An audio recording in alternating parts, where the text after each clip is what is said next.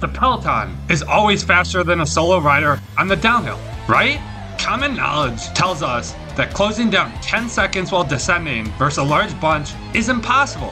However, I recently stumbled upon one technique that makes it impossible possible. And at the end, I will detail how this method is completely legal. Why is a solo rider normally at a disadvantage? And how can a solo rider turn the tables? I will reveal how in less than a minute. But first, let's quickly discuss why solo riders are slower. Typically, a solo rider only picks up speed after cresting the climb. Once a rider reaches 58 kilometers an hour and the gradient is -3%, they will enter the super tuck position, providing an extra aero benefit. However, the peloton will gain a drafting benefit as they initially increase speed. Then, the rider at the front of the group will super tuck, similar to the solo rider, and pick up speed. However, the riders behind gain the drafting benefit and the group speed increases. Eventually, the drafting riders pull through and enter the super tuck at an even higher speed. Although the recent pack dynamics update has minimized this churn, the group speed remains higher. So what can you do as a solo rider to overcome this? Well, I found you can do two things. First, reach the 58 km/h mark as soon as possible, meaning your climb is not over when crossing the KOM banner. Instead, you must keep the power up as the gradient begins to decline. Once you reach the speed mark, you can begin your super tuck. Now, for the magic part.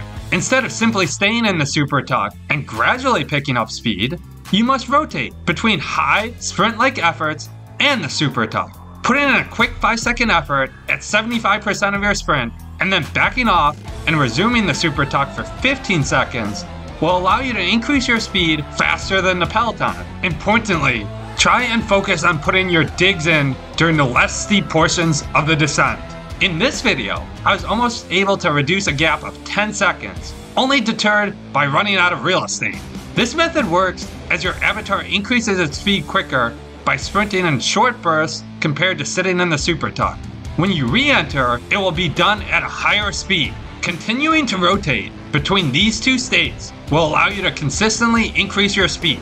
But is this method eerily similar to the band Sticky Watts? I will reveal why it is perfectly legal in only a couple minutes. So when should you use this method? Should it be used all the time? No. However, I will provide two common scenarios where it may be useful. As many of you are like me, we are strong riders, but not the strongest in the field, and commonly lose touch with the group near the end of the climb. And this is the best time to employ the method. If you crest a climb 3 to 10 seconds behind the group, simply know your day is not over. You still have a chance to push hard and regain contact. Think about it. Giving it everything you have makes sense here. If you don't, you are stuck in the second group fighting for minor places. Even though you may have nothing left after making the catch, you are still guaranteed to finish higher than simply sitting in the group behind. The second scenario is if you are nearing the finish line and want to create separation from a small group. Maybe you're not the strongest sprinter in the bunch of 5 or 6 riders and must outwit the group. Then you could try opening up a gap a few kilometers from the finish line. The other riders may be taken by surprise and not cooperate, leaving you to ride away for the win. As I alluded to earlier, many may be asking how is this different than Sticky Watts, a tactic which is now banned by Zwift. Let me know your thoughts in the comments below, but I believe this tactic is completely different for the following reasons. First, shown here, when my pedaling stops, Zwift is not interpreting it as a dropout and almost immediately reducing my watts to match. Simply, the Sticky Watt bug or function is not taking place. Second, the tactic can be supported by in real life tactics, whereas Sticky Watts cannot. Think about riding outdoors. You must power through the crest of the climb to pick up speed. You wouldn't simply stop pedaling when the road gradient reaches 1% or 0%. In fact, the way I found out about this is from a recent individual time trial I competed in. Here, to me, the end of the climb was after I picked up speed and could coast the downhill. Just look at the time being brought back. However, there's no known method of Sticky Watts in real life. When climbing outdoors, no riders spike their power, then stop pedaling to coast uphill, then rinse and repeat. Instead, all the pros keep power high throughout.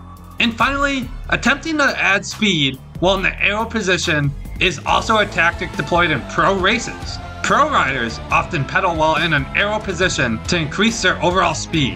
However, in Zwift, we don't have that option. You must either pedal and lose the super torque, or stop pedaling to re-enter the position. My Zwift methodology is the same concept. It attempts to increase speed by pedaling realistically, then return to the aero position. Well, one could argue that this method is ignoring the aero position of the rider by being upright. I would counter by noting that sprint finishes and time trials also do not take into account the rider's aero position on their real bike. Instead, Zwift simply provides an aero calculation based on the rider's CDA.